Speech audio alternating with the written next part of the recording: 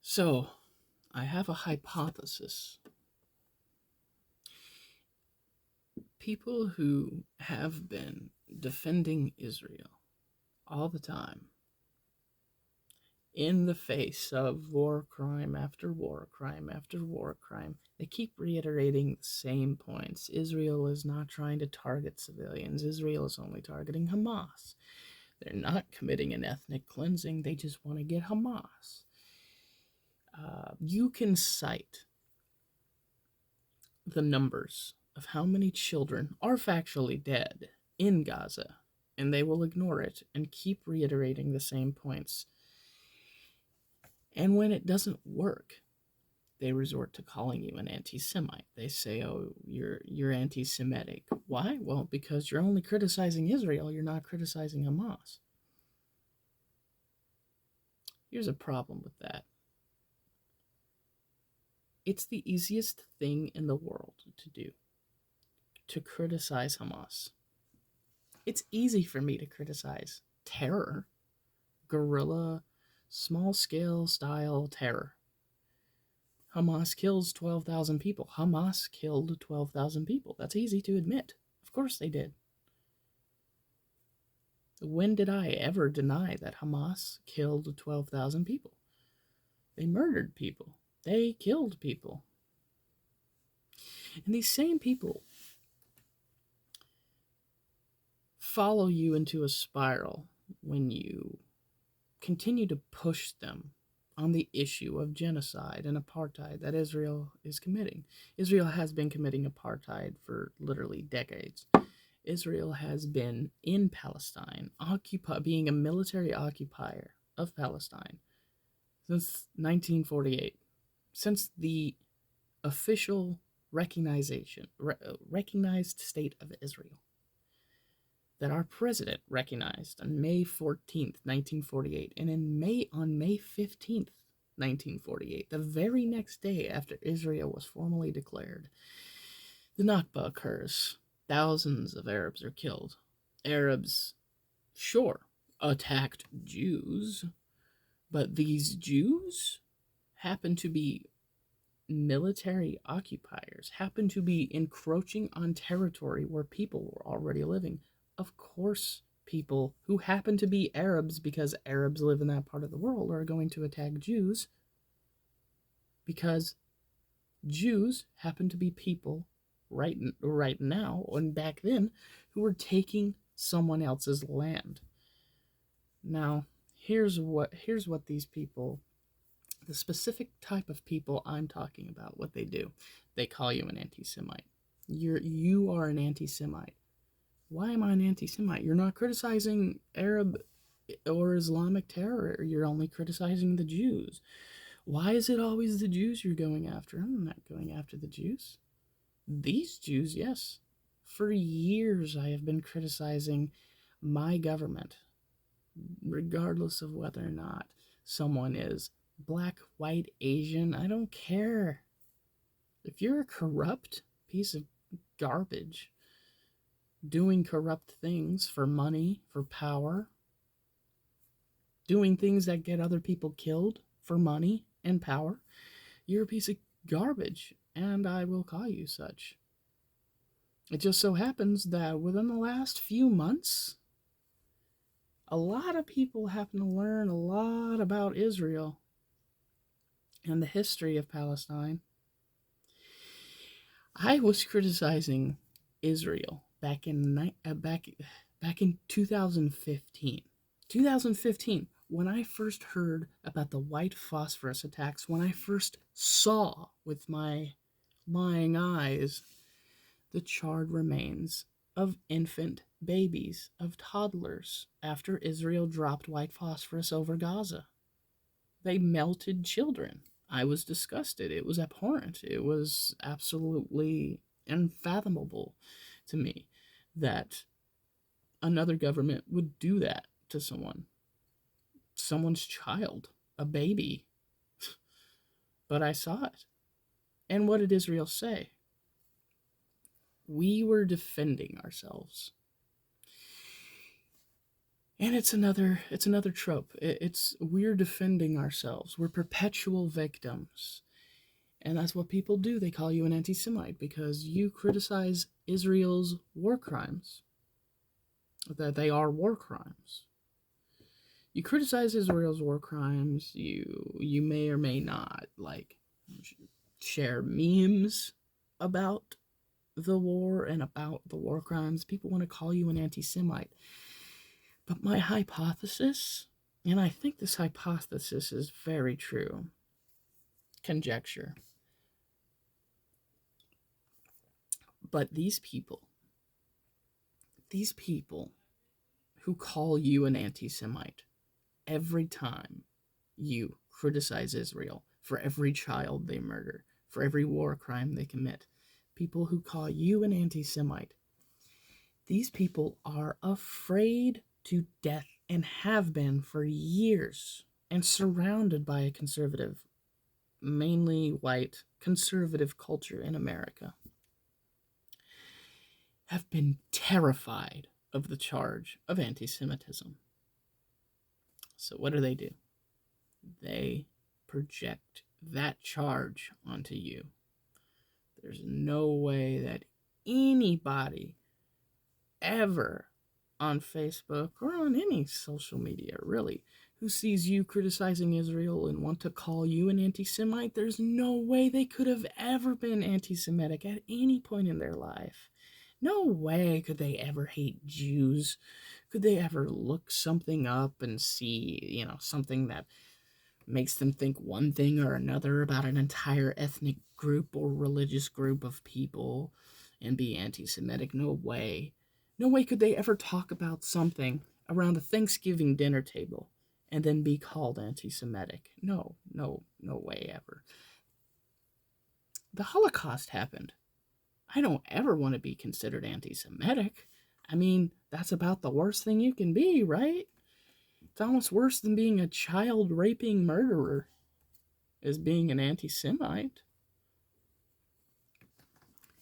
There are people in this country who marched with torches in the street at night, but publicly, oftentimes in broad daylight too, holding literal Nazi flags, Nazi Germany flags. There are a lot of them, there are people who march down the streets chanting about how Jews will not replace us. There are proud, open anti-Semites. There are people who are vocal about their hatred towards Jews. Every single time you want to criticize Israel, these Facebook boomers want to come after you and call you an anti-Semite, when at no point did you ever attend or wanted to be in the company of people who would march down the street chanting Jews will not replace us. They call you an anti-Semite, the same type of person who goes to a George Floyd protest. They call you an anti-Semite, the same type of person who goes to an anti-Trump protest and chants, love, not hate, makes America great. Love, not hate, makes America great. They call you an anti-Semite because you criticize Israel, because you are holding Israel's feet to the fire, because you consistently call for the end of Israeli apartheid. You criticize 80 years of Israeli oppression of Palestinian Arabs. You criticize Zionism. And, though a more muddied conversation, you criticize settler colonialism, a concept these people do not read about.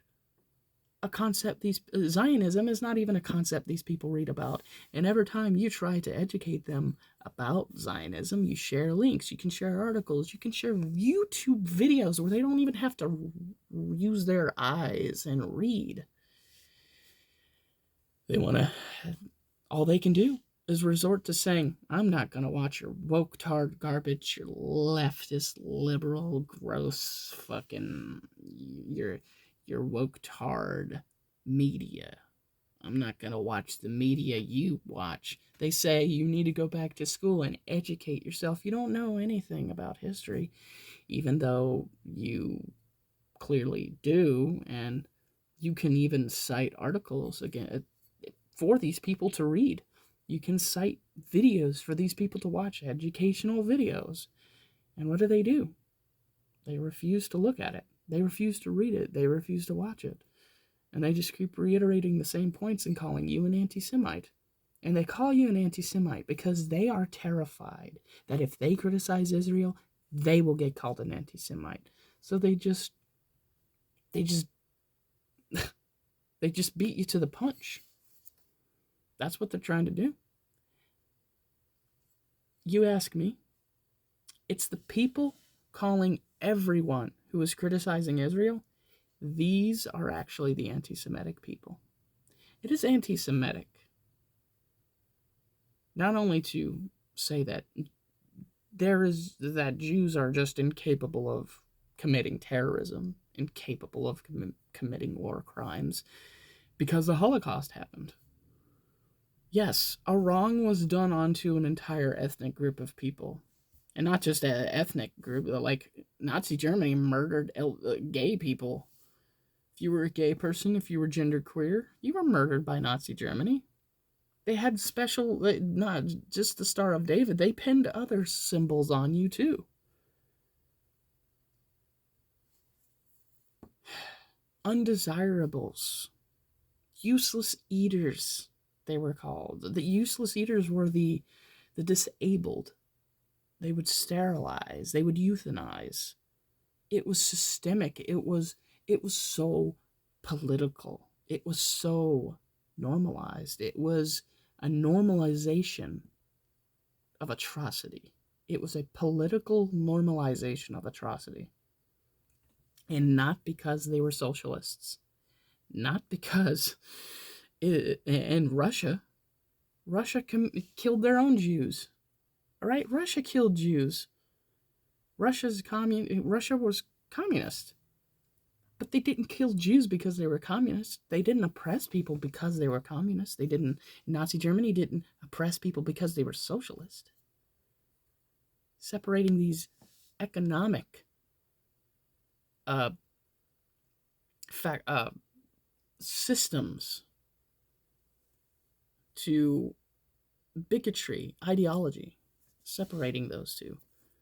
People who call you anti-Semitic for criticizing Israel, for saying that Israel is acting like Nazi Germany, which they are, kind of mass murder of children, killing babies, squishing pregnant women with bulldozers. Pretty fucking fascist, if you ask me. Pretty fucking gross, dictatorial, tyrannical, authoritarian, kind of, Nazi-like. Kind of like Nazis. Oh, but you're anti-Semitic because you're saying that Jews are like Aryan Nazis of Germany who killed Jews. That's anti-Semitic. Well, these people are a brick wall because they refuse to admit that Jews, being human beings, are just as capable of the most egregious war crimes that the Nazi Party was capable of, because they're human beings. A lot of people who had their families murdered in the Holocaust, people with a history of having their families murdered. It's this generational revenge. And remember, someone who seeks revenge should remember to dig 2 graves. 2 graves. The Nazis are gone. The Nazis of 1930s are gone. They died 100 years ago. Almost 100 years ago, but you know what I mean. Nazi Germany is no more. And there are many people living in Israel had ancestors that were wiped out, murdered in the Holocaust. And a lot of these people feel fine with Palestinian Arabs being treated and being brutalized just as much as their families were in the Holocaust. It's people like Norm Finkelstein, right? He's a Jew. His parents survived the Holocaust. Gabor Mate, his parents survived the Holocaust. Holocaust survivors tend to have had more empathy, more understanding of Zionism. And hell, this is just ignorance and conjecture on my part. I don't really have any numbers to back this up, but it just seems like people who have had more generational trauma tend to be more likely to repeat patterns of violence, not overcome patterns of violence. Israel is comprised of a bunch of people who were basically, they're traumatized. It's a dysfunctional system built on revenge. They don't have a target. So Arabs, Palestinians, Arabs who used to kill them thousands of years ago. Okay, Arabs killed Jews thousands of years ago. All right, well, we'll just kill them today for the sins of the Father, right? And Hamas exists. So therefore, Palestinians must be bad. Palestinians voted for... People could not vote for Hamas after Hamas took over. This is another thing these anti-Semites... This is me being hyperbolic, calling them anti-Semites, because I'd like to offer them a courtesy that they don't offer me, that they're not actually anti-Semitic, right? They don't understand. Once Hamas took power, people couldn't vote. And how many? It's like a majority, if at least half of the population are kids under 18 years old. People, if you have a population of people, and a majority of them are under 20, how easy is that population to be radicalized? How easy can you radicalize a population of kids when these kids see bombs being dropped on their family, bombs being dropped on their cousins, their sisters, their brothers, their friends, their boyfriends, their girlfriends, their wives, their husbands? They see it happening.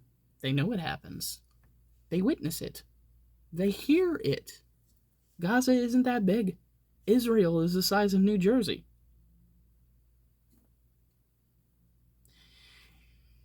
Israel has Iron Dome. Sure, Hamas firing rockets at Israel? Kind of bad. Don't do that. I'd say just stockpile your weapons.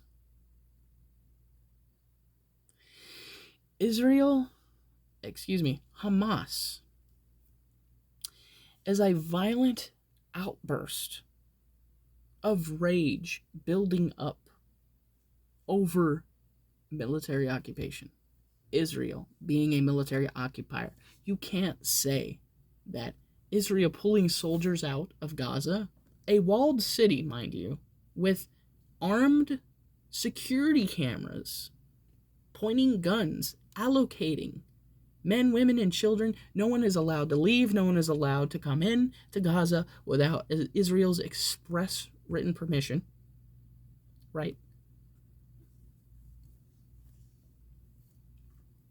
This rage being built up from Palestinian freedom being taken away. Of course Hamas would take power. They're a prison gang. Gaza is a concentration camp. It's an open-air prison. There's nowhere for them to go. Israel says, go east, go south, go west, go north. Palestinians do that. Gazans do that. And Israel then bombs where they told them to go. They have nowhere to go. And people who don't understand this or are unwilling to understand this continue to call you and me anti-Semites. because they refuse to understand the issue and acknowledge that Israel is just as violent as Nazi Germany. The only difference between Israel and Nazi Germany is that Israel's using bombs. I mean, sure, Nazis used bombs. They used gas chambers too. That's the only difference between Israel and Nazi Germany, is that Israel isn't using gas chambers. Israel propped up Hamas to the tune of billions of dollars. How can I blame Palestinians for Hamas? When people like Benjamin Netanyahu, how can I blame Palestinians for Hamas, for anything Hamas does? How can I blame Hamas for the deaths of civilians when it's Israel dropping the bombs on the civilians? And, well, Hamas wouldn't exist to begin with had it not been for the funding of Israel. How is that?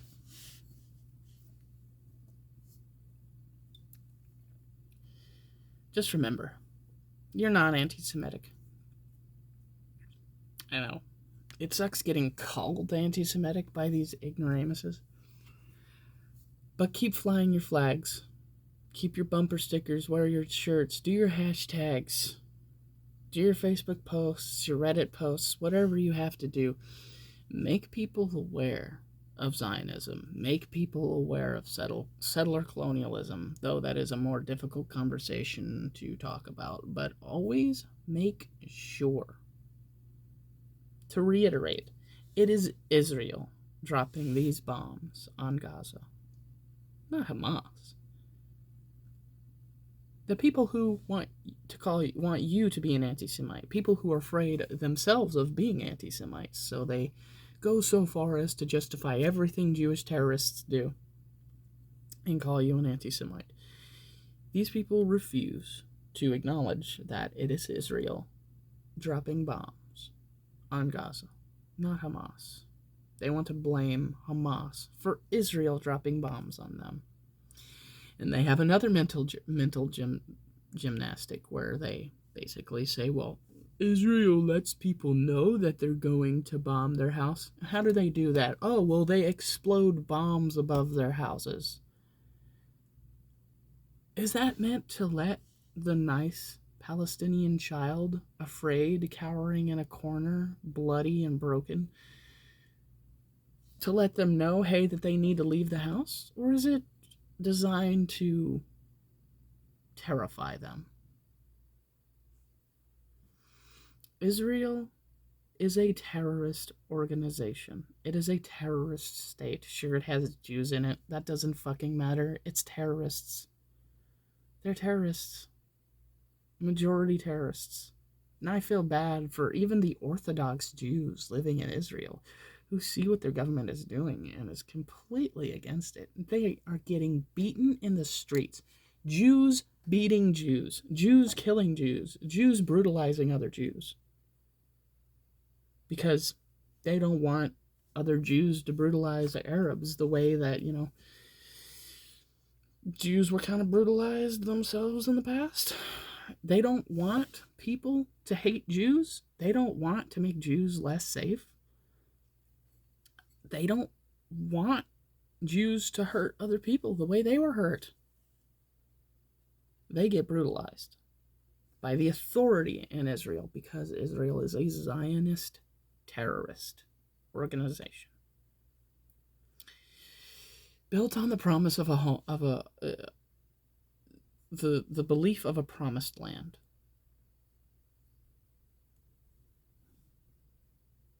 These people are monsters. Again, I feel horrible for people living in Israel. The Jews living in Israel seeing other Jews become Nazis and wondering what the hell happened. And for 80 years, 80 years, Israel has been brutalizing Palestine. Brutalizing. Hamas only exists as a reaction to Israeli apartheid, to Israeli military occupation. And there is nothing that anyone on any social media platform can say to you that will disprove that empirical fact. These people refuse to learn, so they project and say that you refuse to learn.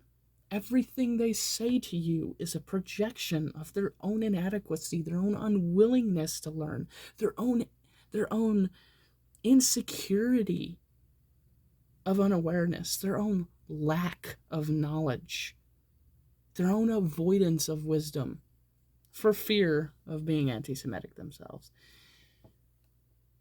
And they have become anti-Semitic by promoting Israel and justifying war crimes and ignoring the very fact that the Nuremberg tribunals existed for a reason. They ignore it for fear of being anti-Semitic. For fear of being anti-Semitic, these people have become anti-Semitic by putting Israel up on a pedestal and insinuating Jews can do no wrong because they're Jews.